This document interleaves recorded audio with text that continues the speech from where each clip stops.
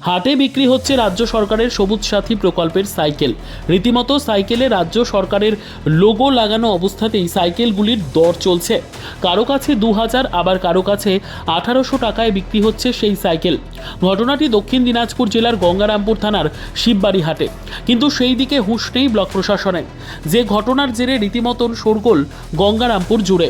জানা গিয়েছে, প্রতি সপ্তাহে রবিবার গঙ্গারামপুরের শিববাড়িতে হাট বসে।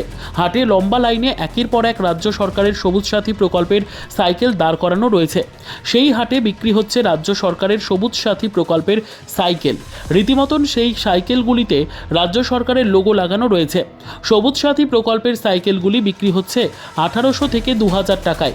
সূত্রের খবর, বহুদিন ধরেই গঙ্গারামপুরের ওই হাটে রাজ্য সরকারের সবুজ সাথী প্রকল্পের সাইকেল বিক্রি করা হয়। কিন্তু সেই দিকে নজর নেই ব্লক প্রশাসনের ও থানার।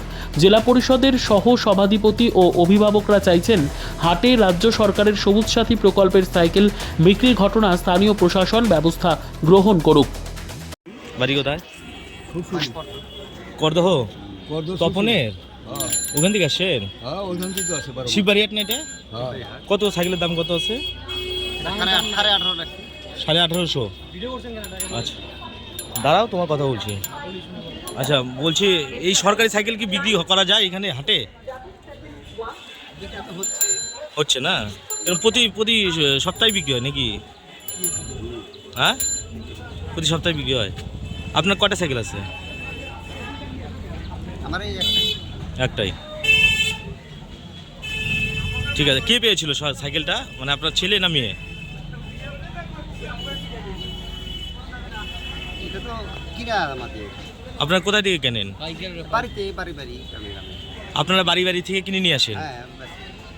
আচ্ছা, নিয়ে এসে হাটে বিক্রি করেন। সরকারি সাইকেল বিক্রি করতে পারেন? রাজ্য সরকার সাইকেল দিয়েছে আপনাদের ছেলে মেয়েদের জন্য, সেটা বিক্রি করতে পারেন হাটে? পারেন? হাটে তো আনছে অনেকে। অনেকে আনতেছে, সেজন্য আপনিও নিয়েছেন, তাই তো? কি নাম আপনার? নাম কি বলেন?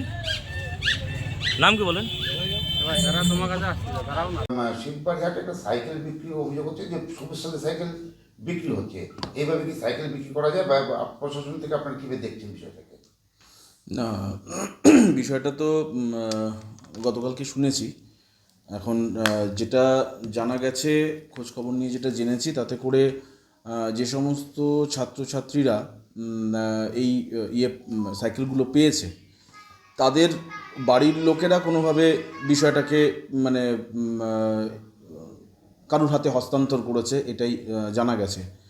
তো সেটা কোনোভাবেই করা উচিত নয়। তার কারণ আমি যেটা মনে করি যে আমাদের রাজ্যের মাননীয় মুখ্যমন্ত্রী মমতা বন্দ্যোপাধ্যায়, তিনি আজকে ছাত্রছাত্রীদের যে পড়াশুনোর ক্ষেত্রে, স্কুল যাওয়ার ক্ষেত্রে, টিউশন যাওয়ার ক্ষেত্রে, পড়াশোনায় তাদের উৎসাহ বৃদ্ধির লক্ষ্যে, যাতে করে শিক্ষায় অগ্রগতি হয় আমাদের সমাজের ছাত্রছাত্রীদের, তো সেই জায়গায় আরও বেশি করে উৎসাহ দেওয়ার জন্যই কিন্তু আজকে সবুজ সাথী সাইকেলের যে স্কিম, সেই স্কিমটা তিনি নিয়ে এসছেন। এবং এই স্কিম গভর্নমেন্টের পক্ষ থেকে একদম বেনিফিশিয়ারি যে ছাত্রছাত্রীরা যারা রয়েছে তাদের হাতেই তুলে দেওয়া হয়, সেটা অন্যত্র যাওয়ার কোনো চান্সই নেই। তো সেইখানে তারপরে কেউ বা কাহারা বা বাড়ির লোকেরা, এখন কি কারণে জানি না, তারা বিষয়টা এই সমস্ত বিষয় করেছেন। তো এইটা করা কোনোভাবেই উচিত নয়। আমরা কি আমাদেরকে যদি কেউ গিফট করে কোনো জিনিস, মানে আমার ব্যক্তিগত স্তরে বলছি, তাহলে সেই গিফটটাকে নিয়ে আমরা অন্য কোথাও বিক্রি করে দেবো? নিশ্চয়ই নয়, সেটা করা উচিত নয়। এবং এক্ষেত্রেও এটা হওয়াটা বাঞ্ছনীয় নয়। আমি গার্জিয়ানদের বলবো এবং ছাত্রছাত্রীদের বলবো যে তারা যেন এই সমস্ত বিষয় না করে, এবং প্রশাসনের যারা কর্তাব্যক্তি আছেন তারাও বিষয়টা নজর রাখছেন। ইতিমধ্যেই তারা বিষয়টা নজর রেখেছেন, এবং এই ধরনের যাতে ঘটনা ভবিষ্যতে না ঘটে সেটা প্রশাসনিকভাবেও তারা দেখবেন, এবং আমরাও খোঁজ রাখছি যাতে এই ধরনের বিষয়টা না ঘটে। একটা অ্যাওয়ারনেসেরও দরকার, একটা বিষয়টা জানানোরও, মানুষকে এটাও বলার দরকার যে এটা করা যায় না।